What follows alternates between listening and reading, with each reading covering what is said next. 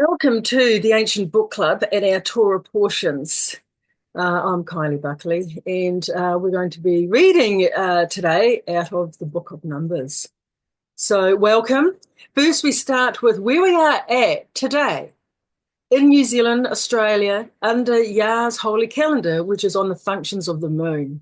So, let me screen share and bring up from our Telegram group where we are at on the calendar.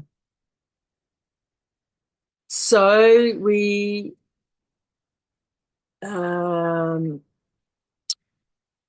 early February. We've had the conjunction. We had the conjunction, and then we had the slither of the new moon, which came on the Thursday. Now it's slightly then a half moon. Remember, I put up there, look up to the sky tonight. It was a direct half moon, up and down, half. That is the end of the seventh day, beginning of the eighth day. So, which is Friday, and we're on the Sabbath today here on February the 8th. So that's where we are in his calendar. There's not much happening. It's month 11 in the Hebrew month, in Yah's month. And at the very end of this month, though, in the conjunction, we have a 7-star alignment. We had a 5-star alignment last month. We had the 7th-star alignment this month. And then we're coming into the final month, month 12, where we have a full moon over Purim, and it's a blood moon. Then when we have the end of the year, between the 12th month and the new year, the month of Nisan, we have a solar eclipse. And that is the end now of the 120th Jubilee. We're coming into the 7,000 year. So it's massive. You know, if you go back through the Ancient Book Club and have a look at the Blood Moon series, where from 2010, the Most High showed me patterns in the sky on the moon on his feast dates, and they are warnings of the 7th year up to 2010 to 2017, another 7 years up to 2024.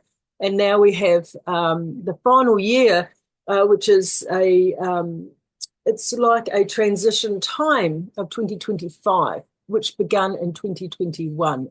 Have a look at my series, and it will make sense to you, I hope. Okay, let's just get out of that. And today, I thank First Fruits of Zion for allowing me to use the Torah portions page. It's very well set out, and I don't have to read it, which is nice. So we're in Korah, Numbers 16 to Numbers 18. Let's see what our portion has for today. Now Korah, the son of Izhar, son of Kohath, son of Levi, and Dathan and Abiram, the sons of Eliab, and On, the son of Peleth, sons of Reuben, took men. And they rose up before Moses with a number of the people of Israel, 250 chiefs of the congregation, chosen from the assembly, well-known men. They assembled themselves together against Moses and against Aaron, and said to them, "You have gone too far, for all in the congregation are holy, every one of them, and the Lord is among them. Why then do you exalt yourselves above the assembly of the Lord?" When Moses heard it, he fell on his face, and he said to Korah and all his company, "In the morning the Lord will show who is his and who is holy, and will bring him near to him. The one whom he chooses, he will bring near to him. Do this, take censers, Korah and all his company, put fire in them and put incense on them before the Lord tomorrow. The man whom the Lord chooses shall be the Holy One. You have gone too far, sons of Levi." And Moses said to Korah, "Hear now, you sons of Levi. Is it too small a thing for you that the God of Israel has separated you from the congregation of Israel to bring you near to himself, to do service in the tabernacle of the Lord, and to stand before the congregation to minister to them, and that he has brought you near him, and all your brothers, the sons of Levi, with you? And would you seek the priesthood also? Therefore it is against the Lord that you and all your company have gathered together. What is Aaron that you grumble against him?" And Moses sent to call Dathan and Abiram, the sons of Eliab, and they said, We will not come up. Is it a small thing that you have brought us up out of a land flowing with milk and honey to kill us in the wilderness, that you must also make yourself a prince over us? Moreover, you have not brought us into a land flowing with milk and honey, nor given us inheritance of fields and vineyards. Will you put out the eyes of these men? We will not come up. And Moses was very angry and said to the Lord, Do not respect their offering. I have not taken one donkey from them, and I have not harmed one of them. And Moses said to Korah, Be present, you and all your company, before the Lord, you and they and Aaron, tomorrow. And let every one of you take his censer and put incense on it, and every one of you bring before the Lord his censer. 250 censers. You also and Aaron, each his censer. So every man took his censer and put fire in them and laid incense on them and stood at the entrance of the tent of meeting with Moses and Aaron. Now, I just want to pause it there. Now, Dathan and Korach were of the Levite bloodline, but they were against Moshe. They were actually friends of Yanis and Yambare, who were Pharaoh's right-hand sorcerers. So, even though they're from the righteous house, the actual priesthood line, they in themselves were against Moses and wanted everything for themselves. They wanted to be the priest. They wanted to bring Moses down. And I just want to read something before we go into Yah's discipline of them. I just want to read something that goes back. We're talking in the Aramaic and Palestinian Targum here, page 125, which is in the book of Exodus when they were leaving Egypt. And it says, And he went out the second day and looked, and behold, Dathan and Abiram, men of Judea, contended, and seeing Dathan put his hand, it goes on and he says to Moses, who is he that has appointed thee a chief man and a judge over us? Will you kill me as you did the Mizrahi? So this was Dathan that knew that Moshe was the one that killed the Egyptian. So he's, and Moses was afraid and said, Verily, the very thing has been known. And Pharaoh heard this thing and sought to kill Moshe. And it goes on, because he had always been against him. Yet when the deliverance came of the Red Sea, they wouldn't want to be left behind. They went with Moses. So they're happy to take all the good things that came from being in the house of Moses and under those protections. But they always contended, and they were a thorn in his side the whole time. So this is when God gives us a long time to repent. But there comes a day where enough is enough now. And this is what's happened here. So this wasn't an isolated incident. They come up often through the Torah of them contending with Moshe, especially in the Aramaic and Palestinian Targum, which has more information in it than the scriptures of our generic Bibles. Okay, let's keep going now. Then Korah assembled all the congregation against them at the entrance of the tent of meeting, and the glory of the Lord appeared to all the congregation. And the Lord spoke to Moses and to Aaron, saying, Separate yourselves from among this congregation, that I may consume them in a moment. And they fell on their faces and said, O God, the God of the spirits of all flesh, shall one man sin, and will you be angry with all the congregation? And the Lord spoke to Moses, saying, Say to the congregation, Get away from the dwelling of Korah, Dathan, and Abiram. Then Moses rose and went to Dathan and Abiram, and the elders of Israel followed him. And he spoke to the congregation, saying, Depart, please, from the tents of these wicked men, and touch nothing of theirs, lest you be swept away with all their sins. So they got away from the dwelling of Korah, Dathan, and Abiram. And Dathan and Abiram came out and stood at the door of their tents, together with their wives, their sons, and their little ones. And Moses said, Hereby you shall know that the Lord has sent me to do all these works, and that it has not been of my own accord. If these men die as all men die, or if they are visited by the fate of all mankind, then the Lord has not sent me. But if the Lord creates something new, and the ground opens its mouth and swallows them up with all that belongs to them, and they go down alive into Sheol, then you shall know that these men have despised the Lord. And as soon as he had finished speaking all these words, the ground under them split apart, and the earth opened its mouth and swallowed them up, with their households and all the people who belonged to Korah and all their goods. So they and all that belonged to them went down alive into Sheol, and the earth closed over them, and they perished from the midst of the assembly. And all Israel who were around them fled at their cry, for they said, "Lest the earth swallow us up." And fire came out from the Lord and consumed the 250 men offering the incense. Then the Lord spoke to Moses, saying, "Tell Eleazar the son of Aaron the priest to take up the censers out of the blaze. Then scatter the fire far and wide, for they have become holy.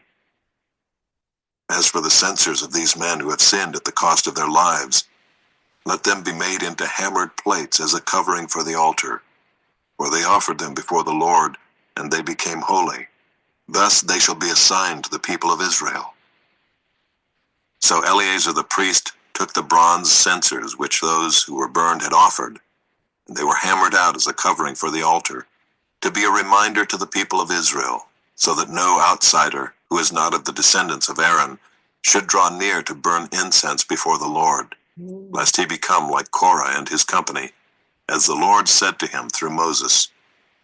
But on the next day all the congregation of the people of Israel grumbled against Moses and against Aaron, saying, "You have killed the people of the Lord." And when the congregation had assembled against Moses and against Aaron, they turned toward the tent of meeting. And behold, the cloud covered it, and the glory of the Lord appeared. And Moses and Aaron came to the front of the tent of meeting, and the Lord spoke to Moses, saying, "Get away from the midst of this congregation, that I may consume them in a moment." And they fell on their faces. Then Moses said to Aaron, "Take your censer and put fire on it from off the altar, and lay incense on it, and carry it quickly to the congregation, and make atonement for them. For wrath has gone out from the Lord, the plague has begun." So Aaron took it as Moses said, and ran into the midst of the assembly. And behold, the plague had already begun among the people. And he put on the incense, and made atonement for the people. And he stood between the dead and the living, and the plague was stopped. Now those who died in the plague were 14,700, besides those who died in the affair of Korah. And Aaron returned to Moses at the entrance of the tent of meeting, when the plague was stopped.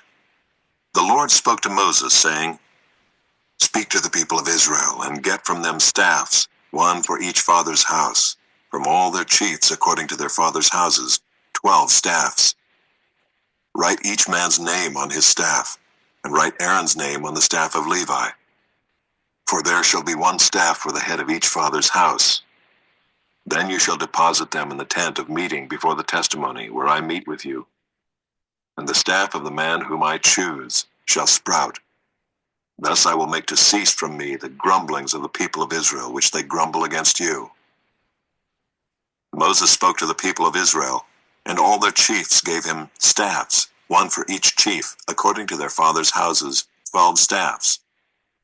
And the staff of Aaron was among their staffs. And Moses deposited the staffs before the Lord in the tent of the testimony.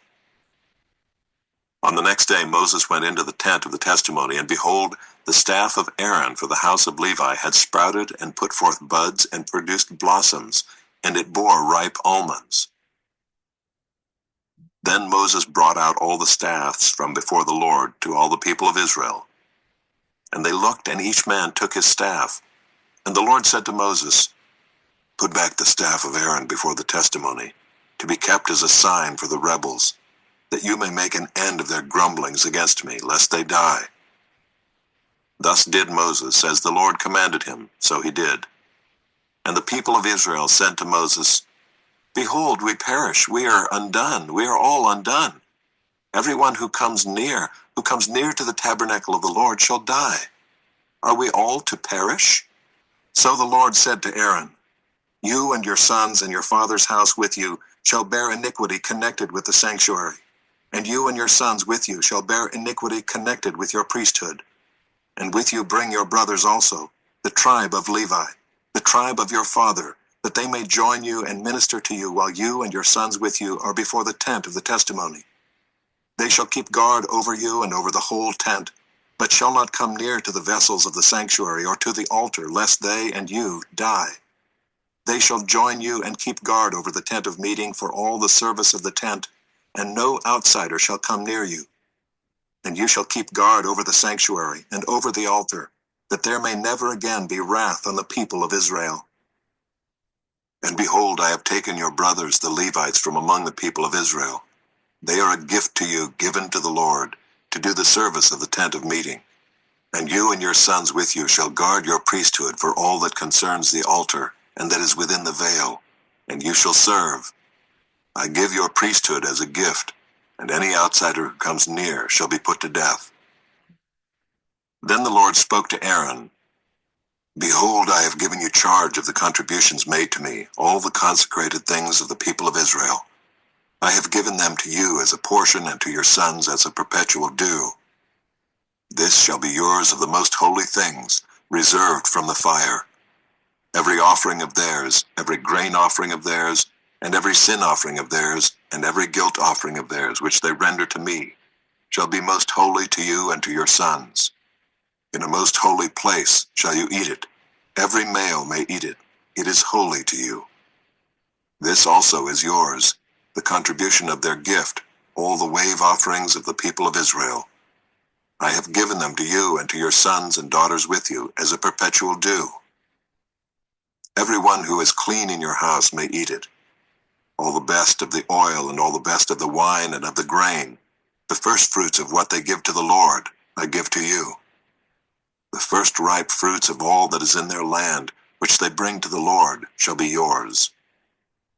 Everyone who is clean in your house may eat it. Every devoted thing in Israel shall be yours. Everything that opens the womb of all flesh, whether man or beast, which they offer to the Lord, shall be yours. Nevertheless, the firstborn of man you shall redeem, and the firstborn of unclean animals you shall redeem. And their redemption price, at a month old you shall redeem them. You shall fix at 5 shekels in silver, according to the shekel of the sanctuary, which is 20 gerahs. But the firstborn of a cow, or the firstborn of a sheep, or the firstborn of a goat, you shall not redeem. They are holy. You shall sprinkle their blood on the altar and shall burn their fat as a food offering, with a pleasing aroma to the Lord. But their flesh shall be yours, as the breast that is waved, and as the right thigh are yours. All the holy contributions that the people of Israel present to the Lord I give to you and to your sons and daughters with you, as a perpetual due. It is a covenant of salt forever before the Lord for you and for your offspring with you. And the Lord said to Aaron, You shall have no inheritance in their land, neither shall you have any portion among them. I am your portion and your inheritance among the people of Israel. To the Levites I have given every tithe in Israel for an inheritance, in return for their service that they do, their service in the tent of meeting, so that the people of Israel do not come near the tent of meeting, lest they bear sin and die. But the Levites shall do the service of the tent of meeting, and they shall bear their iniquity. It shall be a perpetual statute throughout your generations, and among the people of Israel they shall have no inheritance. For the tithe of the people of Israel, which they present as a contribution to the Lord, I have given to the Levites for an inheritance. Therefore I have said of them, that they shall have no inheritance among the people of Israel. And the Lord spoke to Moses. And there's a reason for that, you see, because the Levites are the priesthood. So they were needed throughout all the land of Judea. Now, remember, the original land isn't just where the 12 tribes resided. It was from the Nile of Egypt, all Saudi Arabia, all up, all the way nearly to China, Iran, Iraq, Jordan, all the way up through to Lebanon that it is today. It's massive. And yet they only resided in a little area of north and a bit south of the city of Jerusalem, Yerushalayim, that's the correct name. But you see, so the native, oh no, I won't go there. I won't go to the Israel of today. I won't go down that line right now. But you see, so the Levites were to be the priests among the nations. So they were to reside in all the different areas. They weren't always in Jerusalem. In fact, there's an order. I think it's in First Kings or Second Kings, the order of the priests. And that's a whole new study. But they would have a period of time where they come from where they're living and they would go to Jerusalem. It was on a 2-week rotation where they would administer the Lord's feast, the Sabbath, and whatever was allocated during their time of service in Jerusalem. And that was all through the Levitical line to do that. So, and it went from father to son down that line, firstborn down. So they didn't as such inherit land, but they were stationed throughout. And, you know, their sustenance was the very best. It was the best of the first fruits, the annual tithe, and which is the shekel of the temple. And, you know, everything that was given, all the sacrifices and the like from every family for whatever, was all their food. So they were extremely well looked after. But they didn't have an area that was allocated to them as an inheritance. The inheritance was the father and was the priesthood to administer. Yeah. And remember, it's perpetual throughout your generations. So where are we now? We're all now, because Yahusha is of the Levite line and the Judah line. When I wrote my book, I Mary, I did this research and discovered for myself that Anna, his mum, was a Levite, pure Levite. And Sarah, who married Zechariah and had John the Baptist, was her sister. And she married Yoshim, who was of the Judah lineage, the Kingdom of David line. And he was very, very wealthy. He was the most wealthiest man in the area by a country mile. There's a whole story there, and it's a beautiful story. And I recommend everyone to buy my book, I, Mary, by Kylie Buckley. It's all in a timeline. None of it's my writings, except for what a lovely day it is or the vegetation that they're walking through. I brought the pages to life, but the pages and all the words were through transcripts that I had acquired on the life of Mary, things she had spoken, things other people had said, and I put it into a timeline and wrote the book. So Yahusha was king and priest. He was of the Melchizedek order. He died, he took the curse, he took the cup of wrath, he died for our sins, and his belly swelled, he suffocated, which is the buying back your bride, buying back your wife that you had divorced, which he divorced in Jeremiah. The Babylonian captivity had enough. Off they went. He divorced them, and then he brought them back. He paid the price, which was death, to buy back his bride, which he has done. And he was the high priest, and then he was murdered. So he took the sins on him. He was our Passover lamb, went down into Sheol, burst the gates asunder, took the keys, took the righteous, which is the first, I believe, is the first resurrection, up with him. And he is our high priest, which is up in the temple on high.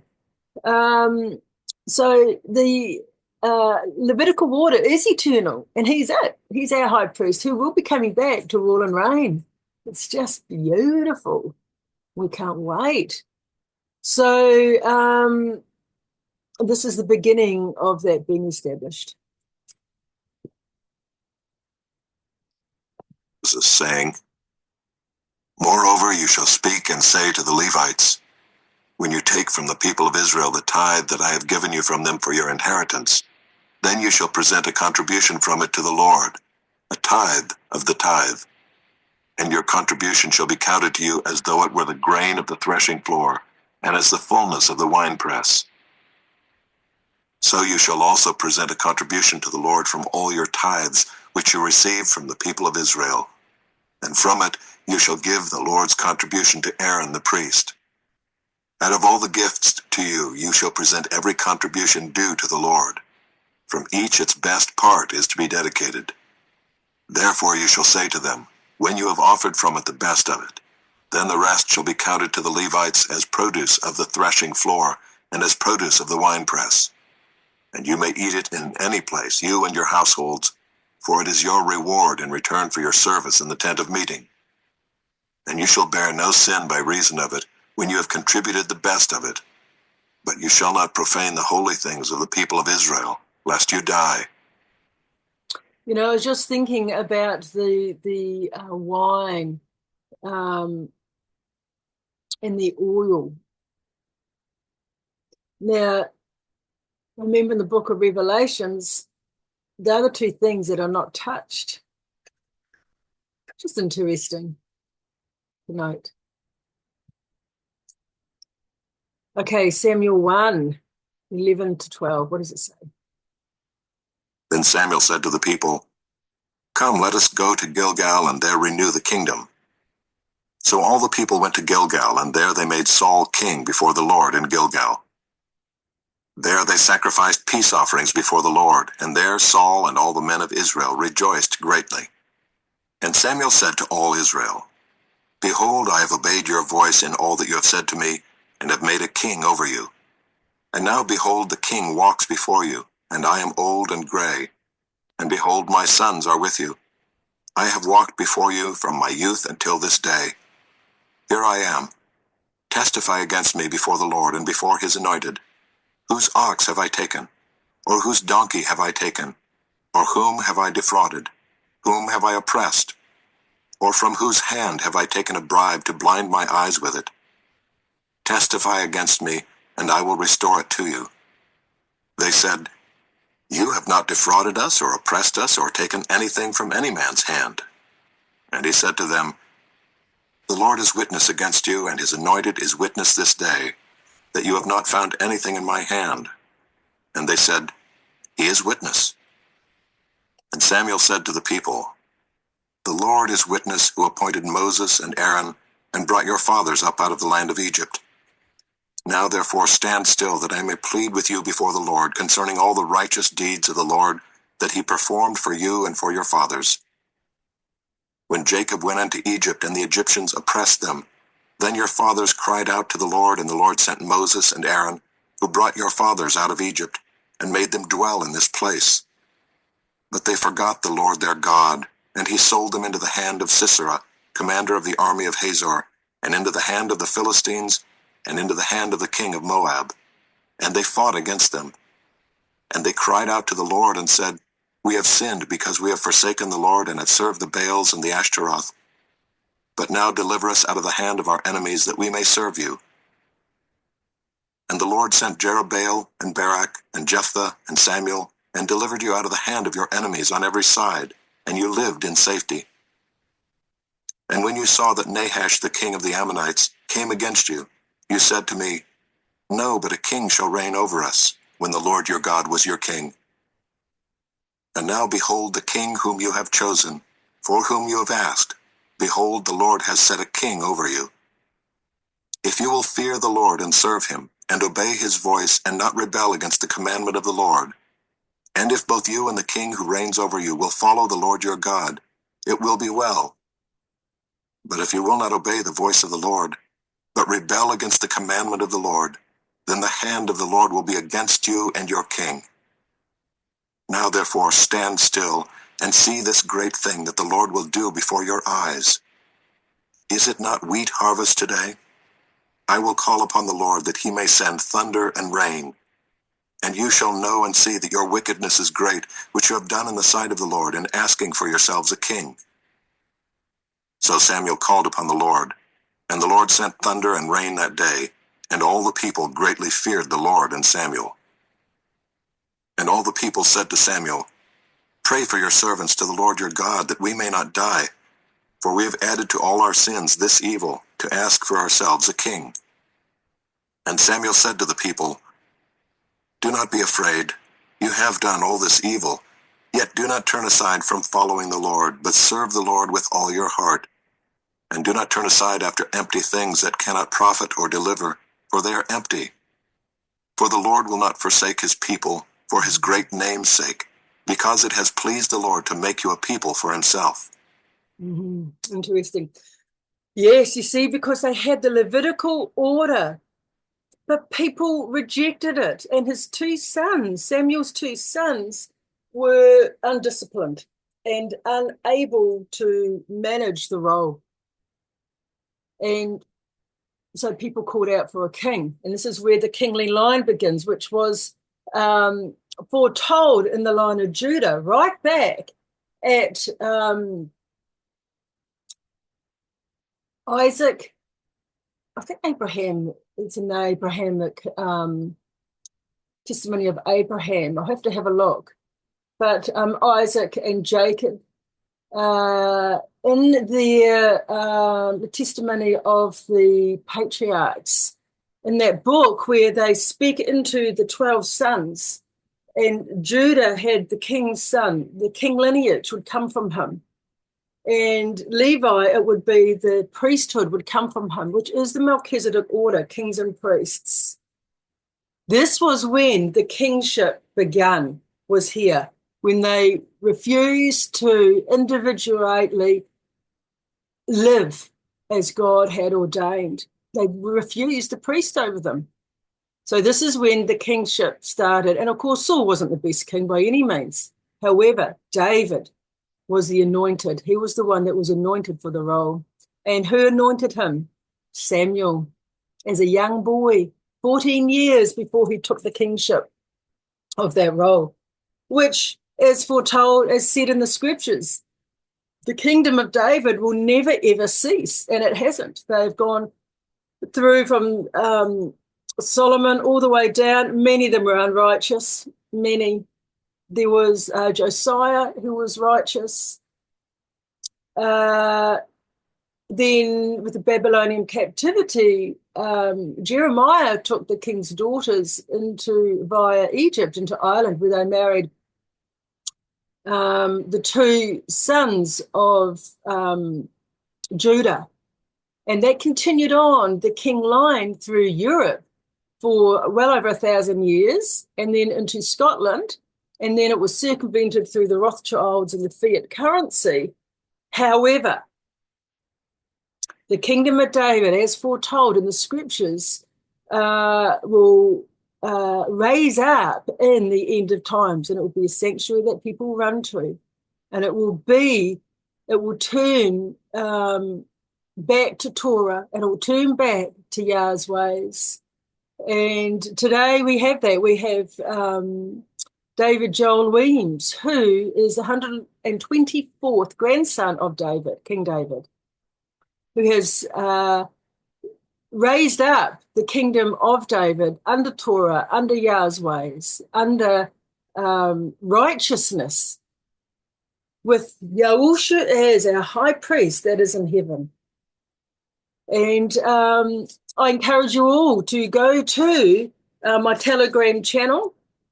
You can link through me at the Kingdom of David and the Kingdom of David chat group, where you'll find out all about it. There's so much to learn. We do have a website as well, which is the House of David. Let me just bring that up. It's the HODandKOD.com. HODANDKOD.com, which is a place that you can get some information from. And we encourage everybody to come on board, because there's a lot happening there. There's a lot happening, and it is exciting, because now we are turning back again to the kingdom of Yahweh, to the Torah, to his ways, and making the crooked path straight. We've been in slavery like we were in Egypt for 250 years plus. And hey, redemption's coming now. We are ending the 6,000th year with this Passover coming up. We have the full moon blood moon of Purim, which is that the works of the unrighteous are ending and the works of righteousness will be seen. And Yah sees that, and he is going to round up the wicked, which has been happening actually for the last year or so and longer. If you follow my Blood Moon series, you'll see that he's told us all these things ahead of time so that we know what is happening, because he wants his people to know these things, to see these things, and to look up, because our redemption is nigh, guys. You really are in the last days, and it's exciting. And do not be afraid of the devil that says the mark is coming and, all these wicked things are going to happen to you. No. The ancient books say that the righteous will be blessed, that they're going to prosper, and he's going to open up the barns and fill them with grain overflowing, that our barns cannot contain it. We need to be busy about his kingdom. Forget all of this negative stuff that is coming across the world to circumvent those that stand up for truth and righteousness. We need to be about his kingdom. That needs to be our focus. Let the wicked do what the wicked do. Let the wicked be wicked still, but let the righteous be righteous still. So we need to be building his house, building his kingdom, because he's coming to rule and reign a kingdom. The king of all kings, Yahushua HaMashiach, is coming. And he will co-reign, as it says, with the kingdom of David. The King David will be known as a prince among the people. So our high priest and king of all kings is coming to rule outside, to rule in Jerusalem, which is now starting to be cleansed. You've heard about President Trump. He's taken the Gaza Strip back. Well, it's going, all of Israel will be renamed Judea, and we will have an embassy there, and in New Zealand. Are the two places in the world to have the first embassies of the kingdom of David outside of the United States. We're the first to see the sun. Okay, time begins with us here in Aotearoa, New Zealand, and we are going to have a embassy here and an embassy in Jerusalem. How could we have an embassy in Jerusalem? Because of the Sanhedrin, and they're under Judaism. They don't acknowledge the Messiah. Yes. Watch and see what the Lord is doing with the house of David, with his Torah, with true law, with Babylon coming down. The kingdoms of this world are coming down. Acts and statutes, the bar is being dismantled as we speak. It is coming to naught. And Yah is raising up his kingdom. He is raising up those that know Torah, those that know true law, those that love him more than their own lives. Yeah, this is what's happening. His kingdom come, and his will be done here on earth as it is in heaven. So please, if you're on Telegram, join the Telegram group. If you need to know other information, if you're not on Telegram, get hold of me, Kylie_Buckley, KYLEE_BUCKLEY @yahoo.co.nz, and I'm happy to lead you to where the Kingdom of David is in your country, and get together with them and help build his house in truth and in righteousness for his name's sake. It's not about us, it's about him. And we're the workers of his field. And when he returns, don't we want to be seen working in his field? Where's his field? It's here. It's the kingdom of David in his Torah. So I better get on and do the last reading, Matthew 26. Truly, I say to you, wherever this gospel is proclaimed in the whole world, what she has done will also be told in memory of her. Then one of the 12, whose name was Judas Iscariot, went to the chief priests and said, What will you... I just want to interrupt there. When this gospel, what's he talking about? He's talking about the gospel of his kingdom. It's not the gospel of him being hung up for the sins of the world. They didn't even know about that. They didn't even know what the heck is going on. He's our Messiah that's meant to save the world, being killed. So what gospel was he talking about? It's the gospel of his kingdom. It's all about his kingdom, guys.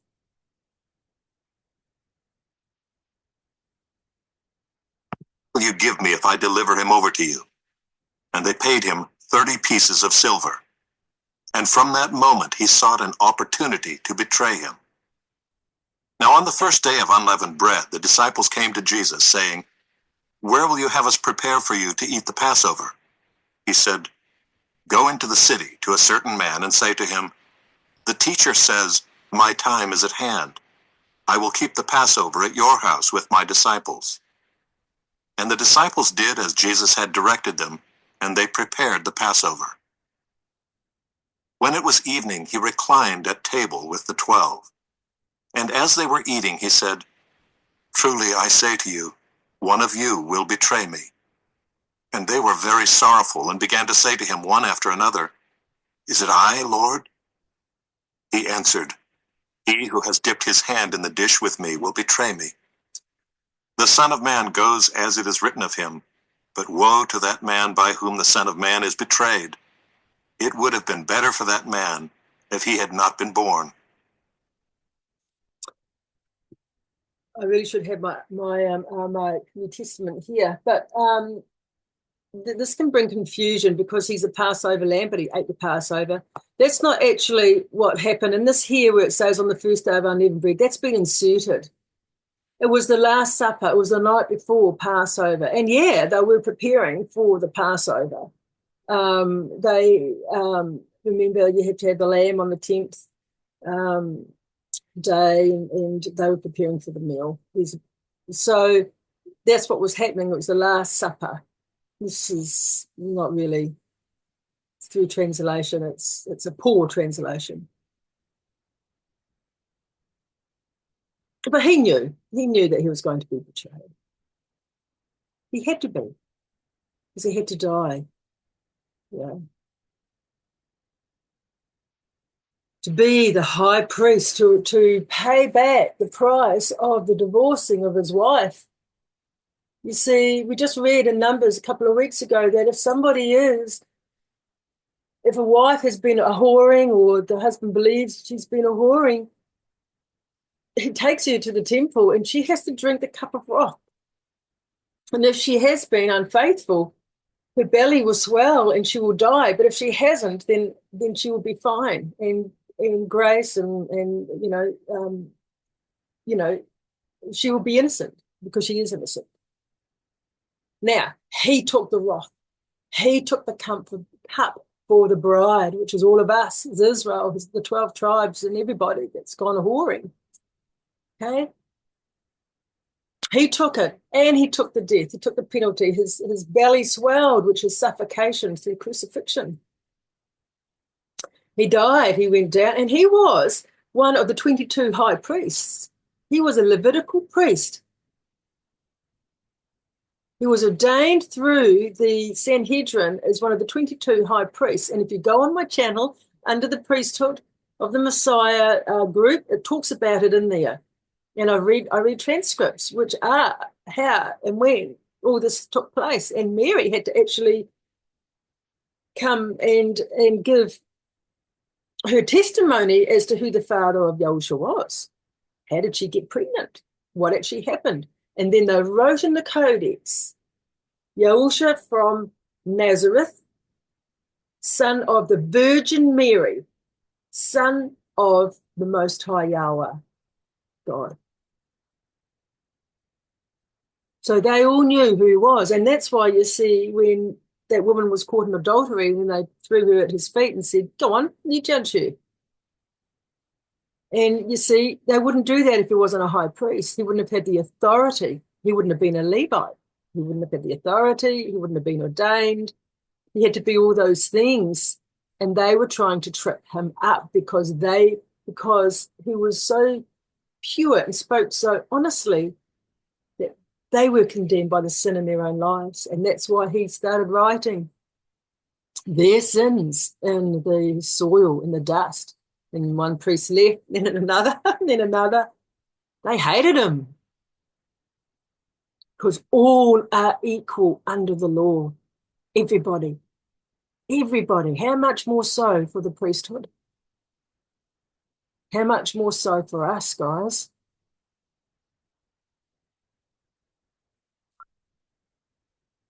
So this is what happened. And then he died and he rose and he is our high priest in heaven, in the temple. That was when Moshe made the temple here, he made it as in a replica from the one in heaven. But soon it's all going to come to earth. It's going to be phenomenal. Can you imagine it? Let's see the cabal run then. Anyway, blessings to you all, guys. Have a great week. And thank you for tuning in each week. I endeavor to complete the series of the Torah portions. Have a good week, everybody. Shabbat shalom. May the Lord go with you, before you, and surround you with his angels and protect you everywhere you go and give you knowledge from on high so that you too can stand and be accounted worthy for his kingdom through what Yahushua has done for us on the cross. No man's worthy. No one. Only him. See you, everybody.